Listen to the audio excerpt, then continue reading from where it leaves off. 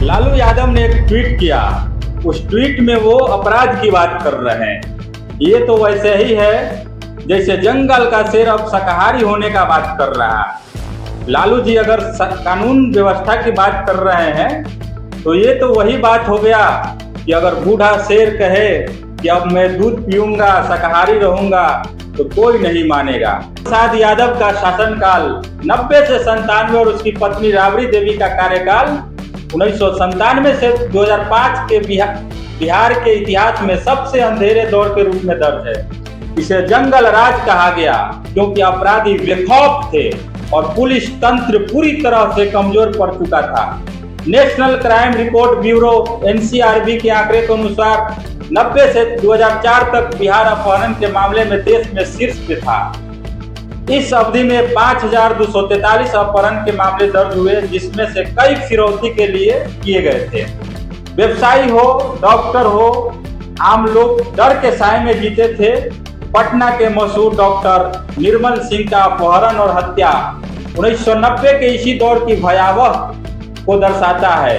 हत्याएं और हिंसा अपराध 2004 में बिहार में 3861 हत्याएं हुई, 919 डकैती की घटनाएं दर्ज की गई। कई अपराध तो पुलिस थाने तक पहुंची ही नहीं। ग्रामीण क्षेत्र में और खराब स्थिति थी, जहां पुलिस की पहुंच सीमित थी। निजी सेनाएं और माफिया का बोलबाला था। इस दौर में रणवीर सेना, माओवादी समूह और स्थानीय माफिया जैसे पप्पू यादव, मोहम्मद शहाबुद्दीन जैसे लोग प्रभावशाली थे। इनमें से कई को कथित तौर पे सत्ता का संरक्षण था।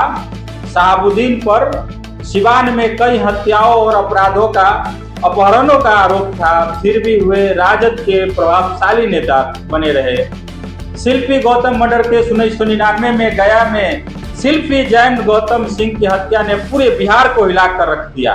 इस मामले में राबड़ी देवी के साधु यादव और सुबोध यादव पर आरोप लगे, लेकिन जांच में कोई ठोस नतीजा नहीं मिला। रामाश्रय यादव मर्डर केस 1998 में हुआ। मुजफ्फरपुर में जेडीयू नेता की हत्या में लालू यादव के करीबी नेताओं पर संदेह हुआ, जिसने उसके शासनकाल की छवि को और धूमिल किया। पुलिस पर सत्तारूढ़ दल के दबाव के आरोप थे। कई थानों में अपराधी के साथ साठगांठ की खबरें थी।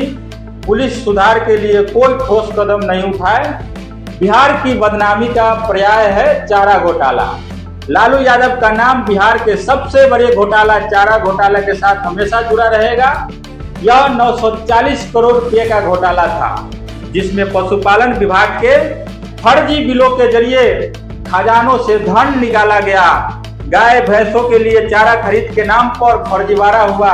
सीबीआई जांच में लालू दोषी पाए गए। 2013 में रांची की विशेष अदालत ने उसे 5 साल की सजा सुनाई। इस घोटाले के कारण लालू को 1997 में मुख्यमंत्री पद छोड़ना पड़ा। उनकी लोकसभा सदस्यता रद्द हुई और 11 साल तक चुनाव लड़ने पर रोक लगी। लालू और उनके परिवार पर रेलवे भर्ती में जमीन के बदले नौकरी देने का आरोप लगे। यह मामला अभी भी सीबीआई जांच के दायरे में है। लालू और उनके परिवार की संपत्ति में असामान्य वृद्धि की जांच प्रवर्तन निदेशालय यानी ईडी ने की, जिसमें कई अनियमितताएं आज सामने आई। भ्रष्टाचार के इन मामलों ने बिहार की छवि को राष्ट्रीय अंतर्राष्ट्रीय स्तर पर धूमिल किया। निवेशक और उद्योगपति बिहार से दूर भागे।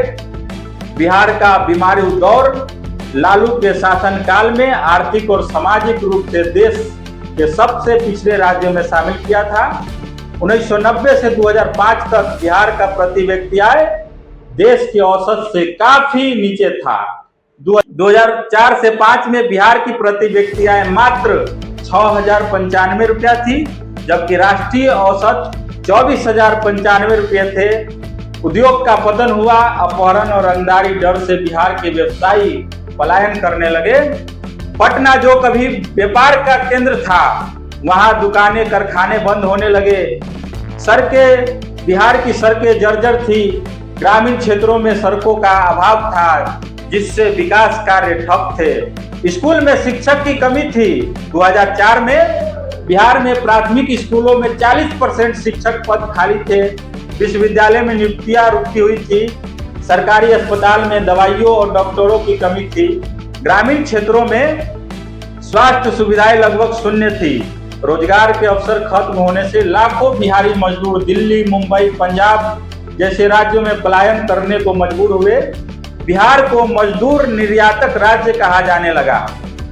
लालू यादव ने सामाजिक न्याय के नाम पर यादव और अन्य पिछड़ों वर्गों को सशक्त किया, लेकिन उन पर जातिवाद को बढ़ावा देने का भी आरोप लगा। इस दौर में कई जातीय नरसंहार हुए। सेनारी नरसंहार 1990 में हुआ। जहानाबाद में 34 लोगों की हत्या, जिसमें रणवीर सेना और माओवादियों के बीच टकराव को जिम्मेदार ठहराया गया। लक्ष्मणपुर बाथे नरसंहार 1997 में हुआ। 58 दलितों की हत्या, जिसमें सत्ता की निष्क्रियता पर सवाल उठे। राजनीतिक संरक्षण हुआ उनका। अपराधियों और माफियों को कथित तौर पर राजद के नेताओं ने संरक्षण प्राप्त किया था। मोहम्मद शहाबुद्दीन और सूरजभान सिंह जैसे लोग खुलेआम अपराध करते थे, फिर भी सजा से बचे रहे। लालू यादव की MY समीकरण, मुस्लिम यादव रणनीति ने कुछ लोगों को सशक्त किया, लेकिन अन्य जातियों में असंतोष बढ़ा। इससे सामाजिक एकता कमजोर हुई। 1997 में चारा घोटाले के बाद लालू ने अपनी पत्नी राबड़ी देवी को मुख्यमंत्री बनाया, लेकिन यह माना जाता है कि सत्ता की बागडोर लालू के हाथ में ही था। राबड़ी देवी को रबर स्टैंप मुख्यमंत्री कहा गया। उनके कार्यकाल में भी अपराध और भ्रष्टाचार में कोई कमी नहीं आई। सरकार में नौकरशाही कमजोर थी। नीतिगत फैसले लेने में देरी और भ्रष्टाचार के कारण विकास कार्य ठप थे। लालू राबड़ी शासनकाल की विफलताओं के कारण 2005 में राजद की हार हुई और नीतीश कुमार की सरकार ने जंगल राज्य को समाप्त करने का दावा किया। लालू के समर्थन दावा करते हैं कि उन्होंने सामाजिक न्याय के लिए काम किया और रेल मंत्री के रूप में 2004 से 2009 में रेलवे का कायाकल्प किया। लेकिन आलोचकों का कहना है कि रेलवे की उपलब्धियां बिहार के 15 साल के जंगल राज की कमियों को ढक नहीं सकती। बिहार में उनके शासनकाल की बदहाली के सामने ये दावे कमजोर पड़ गई। लालू यादव का शासनकाल सामाजिक न्याय के कुछ प्रयासों के लिए माना जाता है, लेकिन इसे जंगल राज की बदनामी ने दबा दिया। अपराध की बेकाबू स्थिति, चारा घोटाला, आर्थिक पतन और सामाजिक विभाजन ने बिहार को देश का सबसे पिछड़ा राज्य बना दिया। आज लालू जी वर्तमान सरकार की कानून व्यवस्था पर सवाल उठा रहे हैं, लेकिन उनके अपने कार्यकाल के आंकड़े और तथ्य उनकी विश्वसनीयता पर सवाल उठाते हैं। बिहार की जनता उस दौर में डर, अराजकता और अव्यवस्था का सामना किया, जिसका दंश आज भी लोग भूल नहीं पाए हैं। जय बिहार।